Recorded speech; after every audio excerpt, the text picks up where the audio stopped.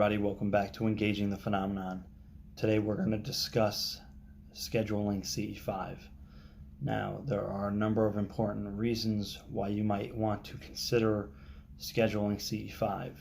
The first reason I'm going to bring up why it's helpful to schedule CE-5 is going to be consistency. If you're practicing CE-5, remaining consistent and practicing regularly is going to greatly augment the process. If you're practicing on a daily, weekly, and monthly basis, you are going to have a much probable likelihood of having encounters at all, and then deeper and closer encounters if you're doing the work regularly and you have a nice rhythm and flow to it. So whether you're doing solo CE-5 or group CE-5, if you're on a schedule or pattern, it is going to greatly assist you in your efforts for close encounters. Number two reason why it is helpful to schedule CE-5 is that if you're working with a group, trying to get everybody together is, it could be challenging, especially depending on the size of your group. If you have 2 or 3 people, you might be able to get together, once a week, once every few weeks. If you have a larger group, trying to get 10 or 20 or more people together, you might only be able to pull that off once a month, considering everybody's schedules. And then on an intensive month, you try to have the group gather twice a month if possible.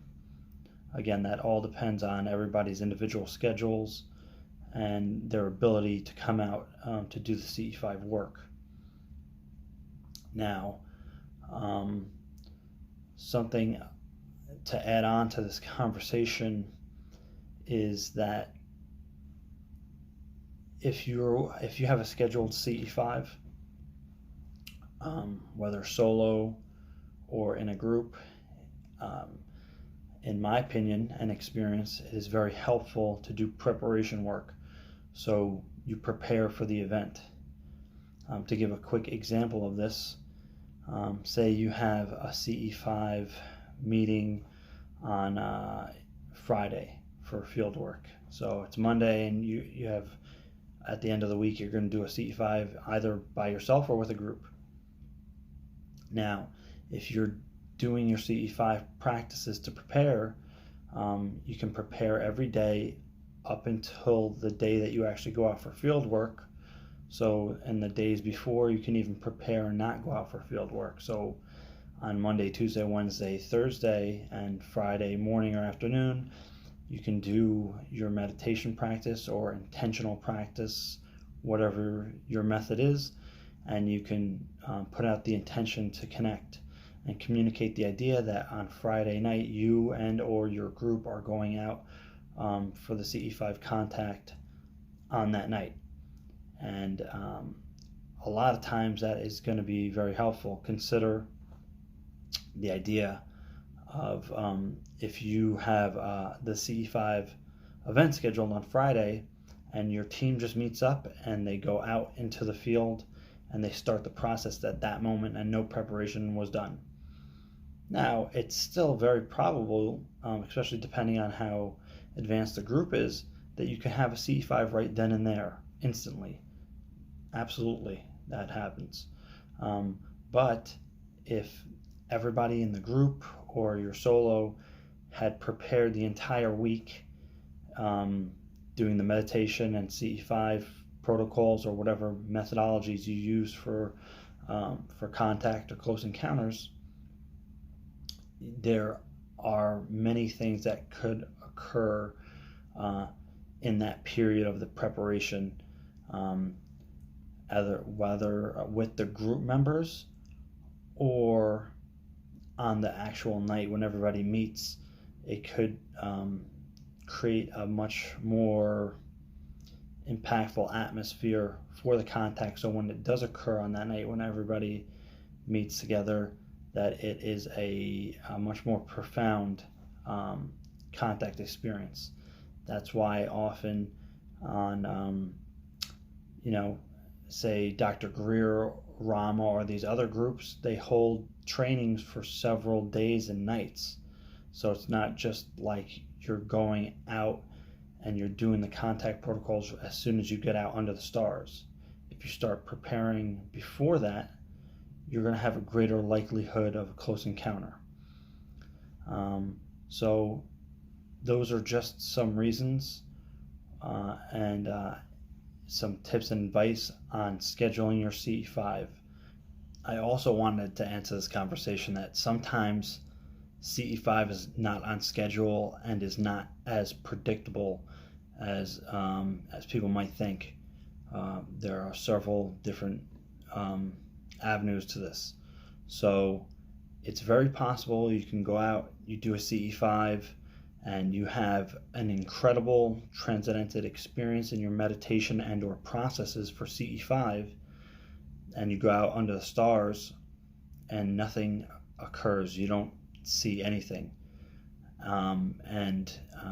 That's fine. Sometimes that happens, right? But then you go in whatever, and the next day, you go outside and you didn't do any CE-5 preparation work or anything, and then out of nowhere you have a strong sense or urge to look in the sky, or you just happen to catch out of the corner of your eye something, and then ensues a powerful contact experience, but it was due to your CE-5 that you had done the night before or even several days before. So there is an unpredictable, non-linear aspect to CE-5 in contact, and in the same way, CE-5, especially if you have a strong rhythm and flow to your CE-5, you might not have done CE-5 in several days or even a week, and you have a contact experience out of nowhere, and it's a profound one. So there is a non-linear aspect to CE-5 that is off schedule. So there's also a non-scheduled aspect to CE-5 that is important to take note of and consider also, as well as considering your scheduled CE-5. So it's even possible that you can meet together with the group, and again, you guys all have a very powerful group session. You have transcendental experiences and not much activity, but then the next day or the following days, all the group members are having contact experiences wherever they are that next day or in the following days. And that happens often, especially with very coherent teams. So, and sometimes this actually happens leading up to the CE-5 too. So say you scheduled the CE-5 on Friday and you guys are preparing during the week, or maybe you're not even preparing, and the group members, maybe some of them are having precognitive dreams or some kind of contact insights, and other people are having the sightings and encounters before you guys meet up on the day before, or the 2 days before that. All these kind of things occur because contact and CE-5 are nonlinear. So you can't always schedule your CE-5 in that sense. But again, these things are more likely for people who are regular in their practice, and if they're part of a group, if the group has a strong coherence, that this nonlinear element comes into play. So thank you so much for tuning in, guys. I'll see you next time.